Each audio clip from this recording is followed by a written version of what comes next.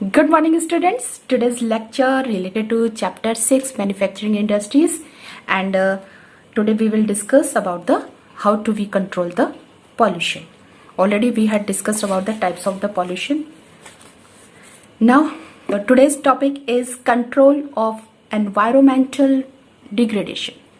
अब कैसे हम अपने एनवायरनमेंट को चेक करें, कैसे हम अपने एनवायरनमेंट को जो है क्लीन रखें। तो हमने पहले भी बोला था कि जो इंडस्ट्रीज जो हैं वो कंट्रीब्यूट तो कर रही हैं डेवलपमेंट में, लेकिन हम उस चीज को इग्नोर नहीं कर सकते कि वो हमारे एनवायरनमेंट को भी डैमेज कर रही है।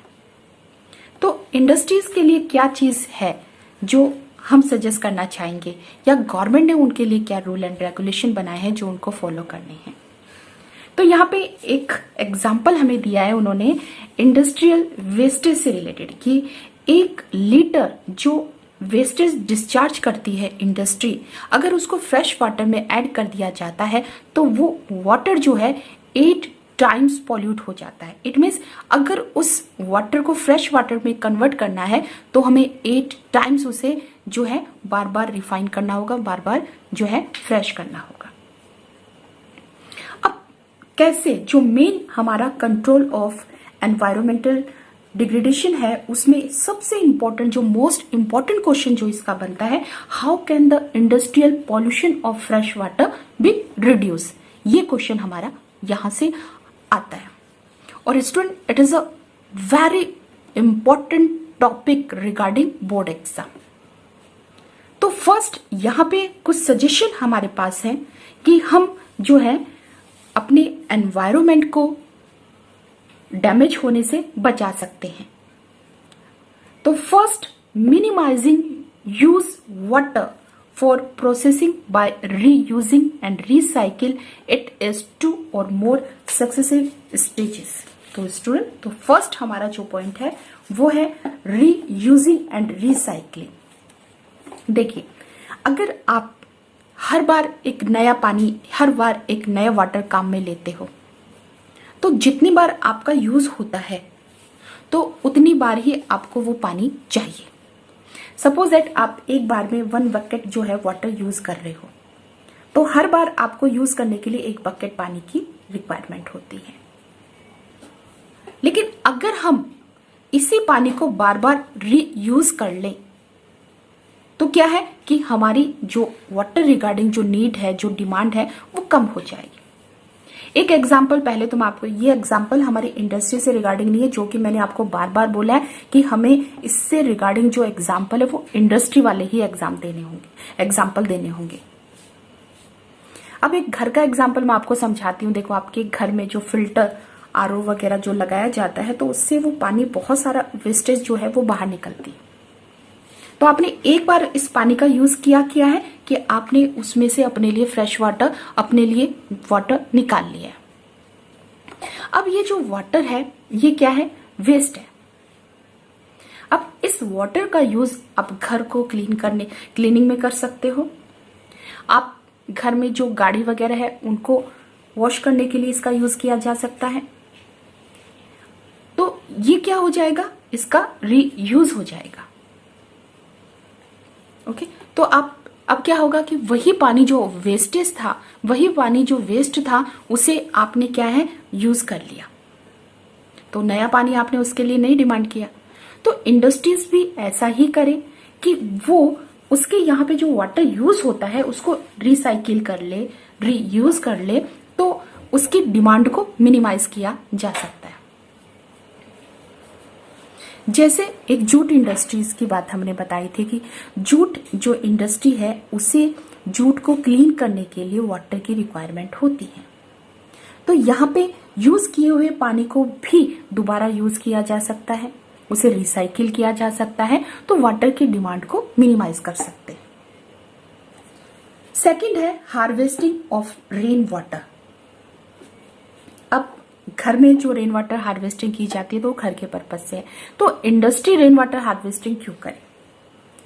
तो यहाँ पे हर इंडस्ट्री जो वाटर का यूज कर रही है तो उसके लिए ये रूल बना दिया जाए, लॉ उसके लिए बना दिया जाए कि जितनी उसकी वाटर की डिमांड है या फिर उसे अपने यहाँ पे रेन वाटर हार्वेस्टिंग करनी होगी ताकि वो अपनी डिमांड वाला जो अपनी डिमांड रिगार्डिंग जो वाटर है वो स्टोर कर सके।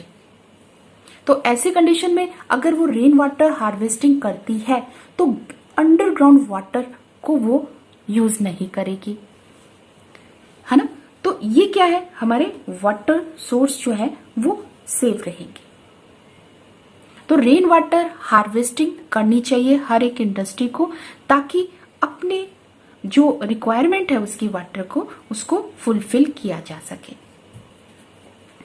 थर्ड है treating hot water and effluents.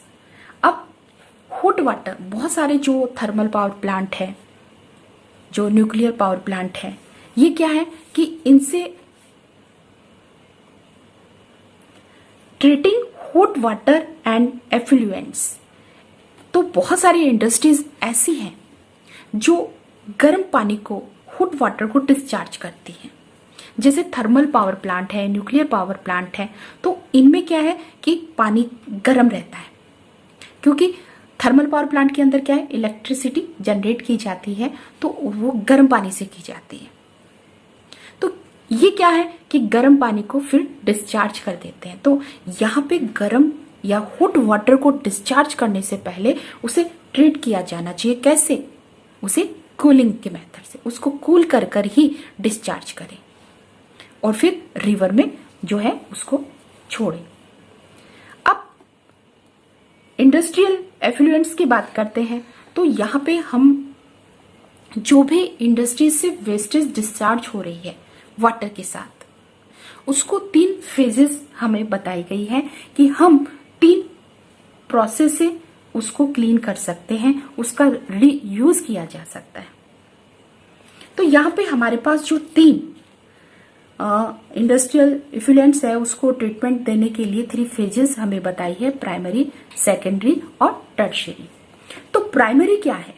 Primary के अंदर हम लोगों जो है वो स्क्रीनिंग, ग्राइंडिंग, फ्लोकुलेशंस एंड सेडिमेंटेशन जो है वो इंक्लूड करते हैं।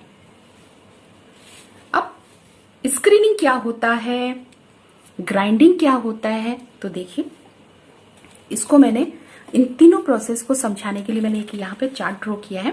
आपकी बुक में इतना ज्यादा डिटेल से नहीं है लेकिन फिर भी अंडरस्टैंड के पर्पज से मैंने इसको एक्सप्लेन करने की कोशिश की आपके लिए। देखिए, प्राइमरी ट्रीटमेंट मीन्स आपका मैकेनिकल ट्रीटमेंट। यहाँ पे ये इंडस्ट्री है और इससे इसका वेस्टेज डिस्चार्ज कर रही है। जब एक इंडस्ट्री अपने वेस्टेज को डिस्चार्ज करती है तो उसमें बहुत सारी जो है अलग अलग तरह की वेस्टेज होती हैं। उस वाटर का जो कलर है वो पूरा ब्लैक होता है। उसमें जो वेस्टेज होती है कुछ सॉलिड होती है तो कुछ ऐसी होती है कि फिजिकली जो हमें विजिबल भी होती है। तो सबसे पहले एक नेट लगाकर यहां से वाटर को पास किया जाता है और वाटर को पास किया जाता है और ये नेट जो है काफी, इसकी जो बीच में जो गैप होता है वो काफी अच्छा होता है। तो जिससे क्या है कि बड़ी बड़ी जो वेस्टेज है जैसे पॉलीथीन वगैरह हो गया, रबड़ हो गया, ये सब यहीं पे रुक जाती है। फर्स्ट स्टेज पे ये होता है। फिर सेकंड स्टेज पे यहाँ पे ग्राइंडिंग की प्रोसेस की जाती है। ग्राइंडिंग मतलब इसको छोटे छोटे जो भी वेस्टेज होती है उनको मशीन के थ्रू छोटे छोटे टुकड़ों में तोड़ा जाता है, ग्राइंड किया जाता है, उसको पीसा जाता है और फिर एक दूसरी नेट से उसे पास किया जाता है। अब ये नेट पहले के कंपैरिजन में काफी बारीक होती है जिससे क्या है कि वेस्टेज जो है वो रुक जाती है, सॉलिड हो गई आपकी, या उसके पहले के कंपैरिजन में जो थोड़ी छोटी थी अब ग्राइंड करने के बाद में और छोटी हो जाती है और वो इस नेट के थ्रू वहां पे रोक ली जाती है। लेकिन पानी का कलर चेंज नहीं हो रहा है, अभी भी हमारे पास वही ब्लैक वाटर है। अब इस ब्लैक वाटर को क्या है, एक बहुत बड़े टैंक में डाल दिया जाता है। इस टैंक में डालने के बाद में इसका कलर तो ब्लैक ही होता है। यहाँ पर हम अपनी फोर्थ जो प्रोसेस है वो कर सकते हैं। सेडिमेंटेशन यहाँ पे हो सकता है कि इस टैंक के वाटर को ऐसे का ऐसे छोड़ दिया जाए तो यहाँ पे जो भी गंदगी है वो सेडिमेंट इसके बॉटम में आके रह जाएगी। तो अगर हम सिर्फ यहां तक प्रोसेस करते हैं तो ये हमारी प्राइमरी प्रोसेस है, ठीक है। अभी तक हमने किसी केमिकल वगैरह इन सब का यूज नहीं किया है। अब सेकेंडरी प्रोसेस में क्या होता है कि हम इस वाटर को जो है एक दूसरे टैंक में डालते हैं। ये पंप के थ्रू इस वाटर को दूसरे टैंक में डाला जाता है और अब इसमें बैक्टीरिया वगैरह छोड़ दिया जाता है। ये बैक्टीरिया वगैरह क्या करती है कि इसके अंदर जो भी वेस्टेज वगैरह अभी है उसको डिकम्पोज कर देती है, जिससे उस वाटर का कलर जो है वो चेंज होना शुरू हो जाता है। अब ये सेकेंडरी प्रोसेस है।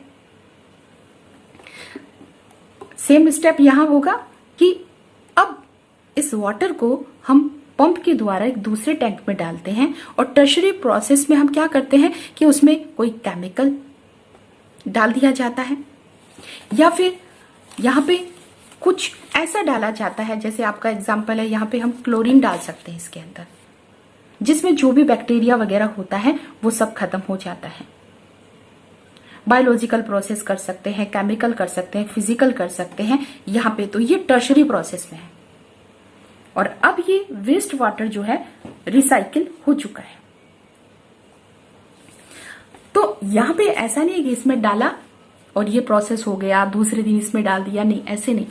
यहाँ पे एटलीस्ट 1 मंथ या 20 डेज तक हमें यहां इसमें रखना होगा वाटर,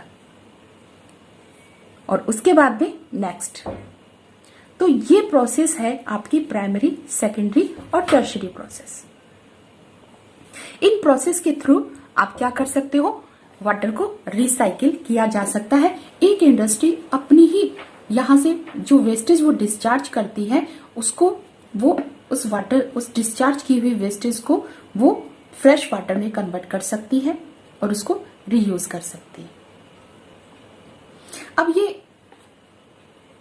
कैसे हो, बहुत सारी इंडस्ट्री है जो इस पे बिल्कुल भी इन्वेस्ट नहीं करना चाहेगी, लेकिन अगर गवर्नमेंट इसके ऊपर ये रूल और रेगुलेशन में शामिल कर ले इंडस्ट्रीज के कि अगर इंडस्ट्री सेटअप की जाएगी तो उसे ये प्लांट लगाना पड़ेगा, तो ये काम हो सकता है। तो यहाँ पे हमारा जो थर्ड था वो कंप्लीट हो चुका है। उसमें ABC 3 हमें प्राइमरी, सेकेंडरी और टर्शियरी ट्रीटमेंट के बारे में बताया था, जो मैंने आपको यहाँ पे एक्सप्लेन किया है। और हम क्या कर सकते हैं, तो यहाँ पे नेक्स्ट इन्होंने, जैसे वाटर है, अंडरग्राउंड वाटर को बहुत सारी इंडस्ट्रीज ऐसी होती है अपने वाटर के रिक्वायरमेंट रिगार्डिंग वो जो उसकी डिमांड होती है उसको अंडरग्राउंड जो वाटर होता है उसको पंप के थ्रू वो ले लेती है। और यहाँ पे वो एरिया जहां पे पानी ऑलरेडी ही हम बोल सकते हैं कि वाटर का लेवल बहुत ही कम है, उन जगह पर अगर इंडस्ट्री वाटर को ले रही है, अंडरग्राउंड वाटर को यूज कर रही है, तो ये एक बहुत बड़ा हमारे लिए खतरा है। तो यहाँ पे क्या करें उसके लिए, तो उसके लिए हमें क्या करना चाहिए कि need to be regulated legally. पानी की जो वो अंदर से अंडरग्राउंड वाटर ले रही है तो उसके ऊपर रिस्ट्रिक्शन लगाना चाहिए। नेक्स्ट है, हम स्मोक से रिलेटेड बात करते हैं, एयर पॉल्यूशन से रिलेटेड बात करते हैं कि उसको कैसे रिड्यूस कर सकते हैं। तो बहुत सारी इंडस्ट्रीज ऐसी है जो स्मोक जनरेट करती हैं और ये जो स्मोक जो है ये एनवायरनमेंट में मिलता है, तो क्यों ना ये स्मोक, ये चिमनी जो होती है उसके ऊपर फिल्टर लगा दिया जाए, तो यहाँ पे जो स्मोक डिस्चार्ज हो रही है वो हमारे एनवायरनमेंट को कम नुकसान पहुंचाएगी। दूसरा है, स्मोक जो है जनरेट क्यों होती है, क्योंकि ये पावर प्लांट वगैरह जो होते हैं वो एनर्जी जनरेट करने के लिए कोल का यूज करते हैं, और जब वो कोल का यूज करते हैं तो कोल क्या है, स्मोक जनरेट करेगा। तो क्यों ना कोल की जगह पर ऑयल और गैस का यूज किया जाए, तो वो कम नुकसान करेगा। और साथ ही जो मशीनरी और अदर जो इक्विपमेंट्स यूज किए जाते हैं वो साउंड भी क्रिएट करते हैं। आपका जनरेटर जो है वो बहुत साउंड क्रिएट करता है, तो यहाँ पे साइलेंसर के लिए बोला है कि नॉइज पॉल्यूशन को रिड्यूस करने के लिए साइलेंसर यूज करना चाहिए, मशीन को, जनरेटर को, इन सबको। दूसरा है कि अगर मशीन पुरानी हो जाती है, आउटडेटेड हो जाती है, तो क्या है कि वो एनर्जी भी ज्यादा लेती है पावर भी ज़्यादा लेती है वर्क करने के लिए और नॉइज भी क्रिएट करती है। तो टाइम टू टाइम यहाँ मशीन को जो है वो रीडिजाइन किया जाना चाहिए, अपडेट किया जाना चाहिए, ताकि नॉइज पॉल्यूशन कम हो। अब नॉइज पॉल्यूशन के लिए एज अ पर्सनल इन्होंने बोला है कि आप जो ईयर प्लग है वो यूज कर सकते हो, ईयरफोन यूज कर सकते हो, ताकि आपको बाहर का शोर कम सुनाई दे। मशीन भी साइलेंसर यूज कर सकती है, तो नॉइज पॉल्यूशन कम होगा। तो ये सारी चीजें हमने यहाँ पे डिस्कशन की है, वो है कि हमारे एनवायरनमेंट को डैमेज ना पहुंचे, उसको कैसे कंट्रोल किया जाए। तो यहाँ पे हमने बहुत सारे पॉइंट्स बोले हैं आपको, तो आप कोई भी 5 पॉइंट्स अपने रेडी कीजिए इस टॉपिक रिगार्डिंग। अब हमारे पास चैलेंज जो है वो ये है कि सस्टेनेबल डेवलपमेंट तो हमें चाहिए, लेकिन क्या है कि हमारा इकोनॉमिक डेवलपमेंट ऐसा हो कि एनवायरनमेंट को डैमेज ना करे। तो यहां पे हमारी बुक में एक एग्जाम्पल दिया है, NTPC shows the way. NTPC एक पावर प्लांट है जो इलेक्ट्रिसिटी जनरेट करता है, लेकिन यहाँ पे ये पूरे रूल एंड रेगुलेशन को फॉलो करता है, जिसके कारण इसे आईएसओ सर्टिफिकेशन फॉर ईएमएस मतलब एनवायरनमेंट मैनेजमेंट सिस्टम के तहत उसे सर्टिफिकेट दिया गया है। यहाँ पे एनवायरनमेंट को उसने पूरा ध्यान रखा है। यहाँ पे ये प्रिजर्व करती है natural environment plus resources like water, oil, gas, fuel, इन सबको वो क्या है रिजर्व कर रही है।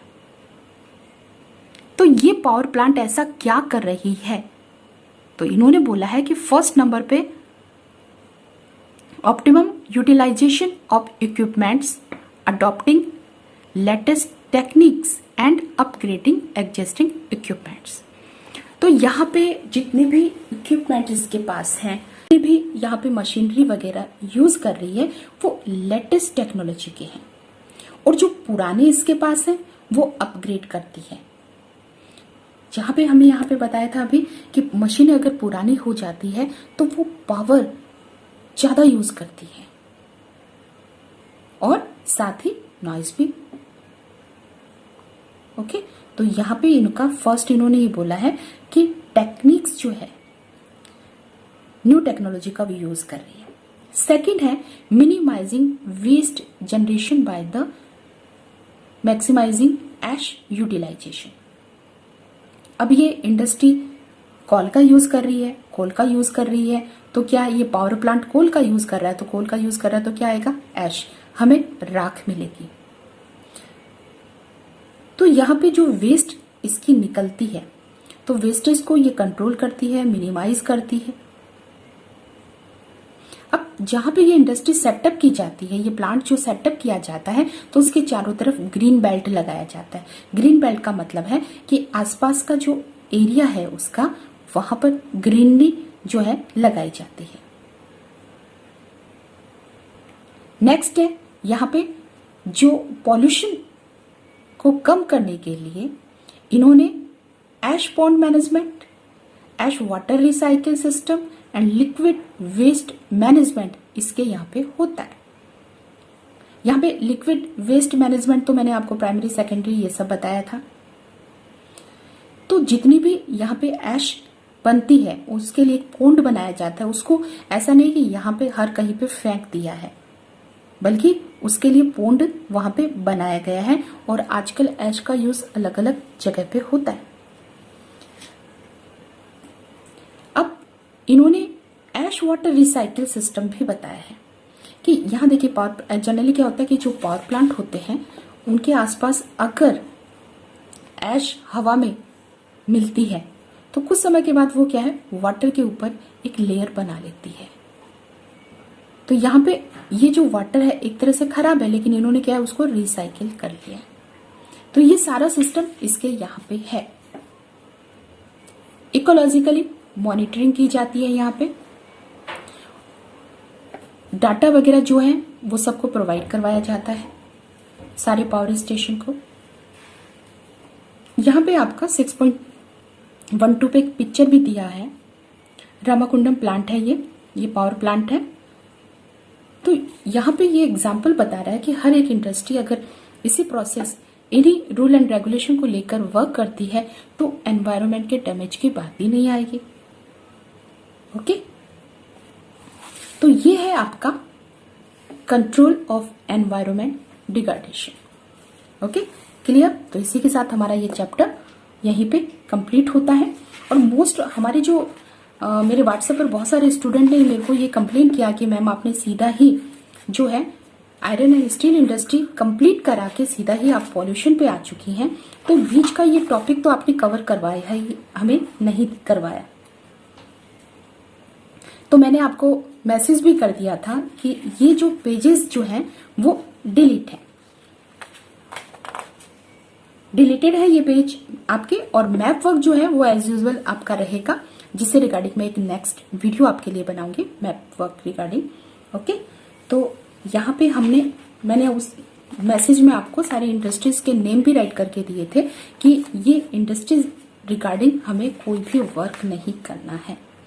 तो डायरेक्ट फिर हम पॉल्यूशन पे आ जाते हैं, और पॉल्यूशन हम लोग कर चुके हैं, टाइप्स ऑफ पॉल्यूशन, और आज हमारा कंप्लीट हो चुका है ये चैप्टर। Thank you.